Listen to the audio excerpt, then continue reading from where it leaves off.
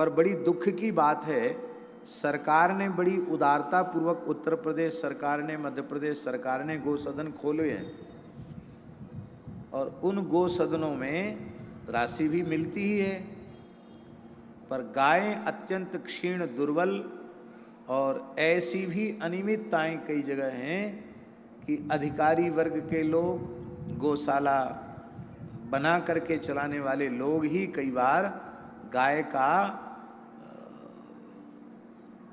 जो द्रव्य है उसका दुरुपयोग कर लेते हैं। कम संख्या में गाय, ज़्यादा संख्या में बता करके, मिली भगत करके। अभी हम जगह का नाम नहीं, उड़ीसा की बात बता रहे हैं, जगह का नाम नहीं बताएंगे। सरकारी अनुदान गौशाला को मिलना था, अधिकारी ने कहा इतना रिश्वत दो तब हम अनुदान स्वीकृत करेंगे। मनुष्य को परलोक का बिल्कुल भय नहीं रह गया। इसलिए मेरी बारंबार प्रार्थना है कि जहां सरकारी गौशालाएं हैं अथवा ग्राम पंचायत स्तर पर, नगर पंचायत स्तर पर गौशालाएं हैं, उनमें लगे हुए जो अधिकारी कर्मचारी वर्ग के लोग हैं वे बहुत सावधानी पूर्वक गौ सेवा करें। एक फूटी कौड़ी भी उनकी जेब में न चली जाए और उनके घर में न पहुंच जाए, नहीं तो इसका परिणाम उन्हें भोगना पड़ेगा, उनकी आने वाली पीढ़ियों को भोगना पड़ेगा।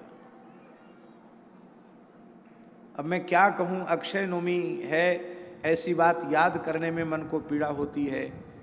इसी मध्य प्रदेश की बात है, कई साल पुरानी बात है। एक जगह जाम में हम फंस गए गाड़ी में और सामने ट्रक में तस्कर लोग गायों को लाद करके ले जा रहे थे।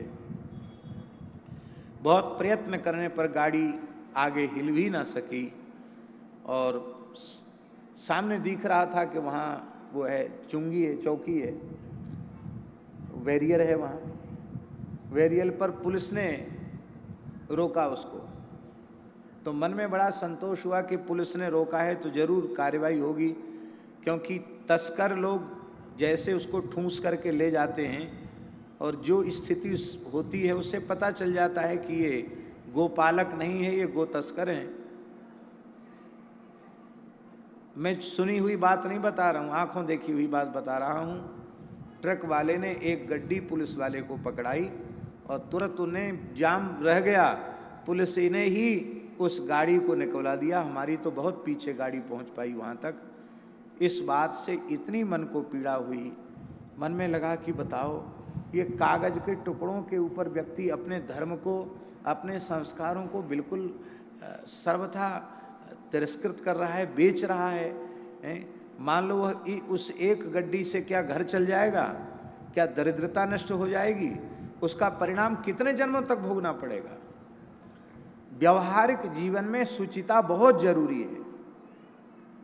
यदि वो शुचिता आपके जीवन में नहीं है तो आप बाहर से धर्म कर्म का जो आडंबर करते हैं, उस आडंबर से परमात्मा रीझने वाला नहीं है। आपके जीवन में सच्चाई बहुत जरूरी है। हमारे पूज्य गुरुदेव का एक प्रसंग है, पूज्य सदगुरुदेव श्री भक्तमाली जी महाराज का।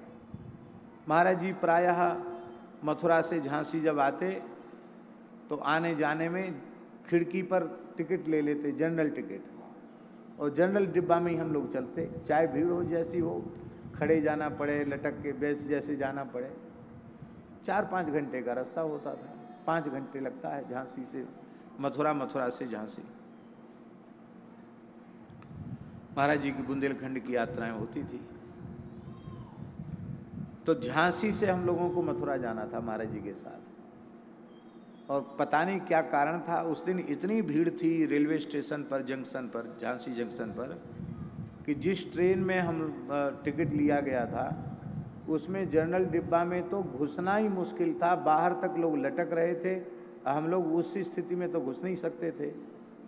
तो महाराज जी बोले कोई बात नहीं, टिकट बेकार गया तो जाने दो, गाड़ी जाने दो, आगे देखेंगे, दूसरी टिकट लेंगे। पर एक टीटी महानुभाव थे, वो महाराज जी को पहचानते थे, उनमें श्रद्धा रखते थे। उन्होंने साष्टांग प्रणाम किया, बोले नहीं महाराज जी, गाड़ी है बस 2-3 मिनट में छूट जाएगी, आप ये सुविधाजनक गाड़ी, आप इसी से यात्रा करें। महाराज बोले हमारे पास विशेष टिकट नहीं है, बोले नहीं, हम टीटी हम चढ़ा देते हैं।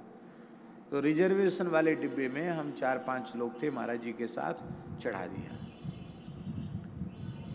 और टीटी कह भी गया कि ये जगह है, यहाँ महाराज जी आप बैठिए, वो तो कह के चला गया। और महाराज जी टाट में बंधा हुआ उनका आसन शौचालय के पास वहीं बैठ गए। वृद्ध शरीर था, वहीं बैठ गए। हमने कहा महाराज जी टीटी साहब कह के गए हैं, आप चलें सीट पर बैठ जाएं।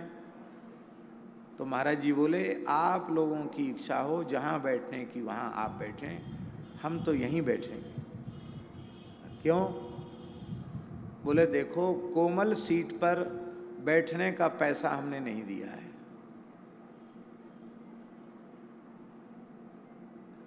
जनरल डिब्बे में बैठने का पैसा हमने दिया है, रिजर्वेशन वाले डिब्बे में नहीं। यदि हम उस सीट पर बैठकर जाएंगे तो ईश्वर की दृष्टि में चोर साबित हो जाएंगे।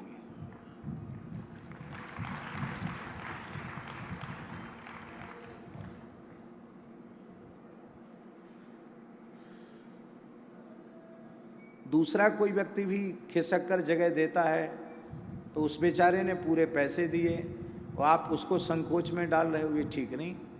अब कभी दूसरा स्टेशन कभी इधर आता तो कभी इस गेट की तरफ आता, तो महाराज जी वहाँ से उठाकर कभी इधर रख लेते, कभी इधर से उधर हो जाते। हम लोग भी खड़े खड़े आए, महाराज जी को छोड़ के फिर भीतर सीट पर कौन बैठ सकता था। ये एक छोटी सी बात है स्वामी जी, लेकिन ये विचार की बात है कि कितनी सावधानी महापुरुषों के जीवन में होती है।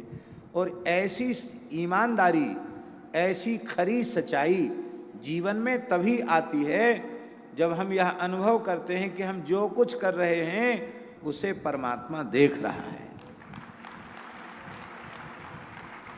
भगवान से कुछ भी छिपा हुआ नहीं है।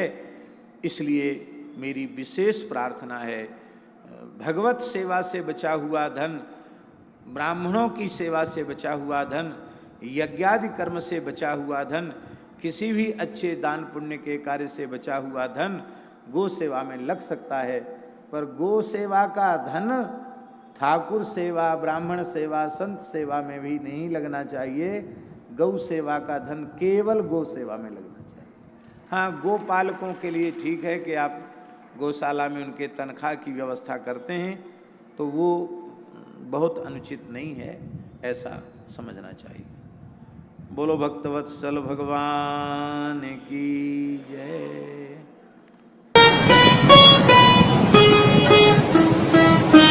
श्री सीताराम प्रतिदिन सत्संग एवं दर्शन के लिए श्री महाराज जी के ऑफिशियल चैनल को जरूर सब्सक्राइब करें।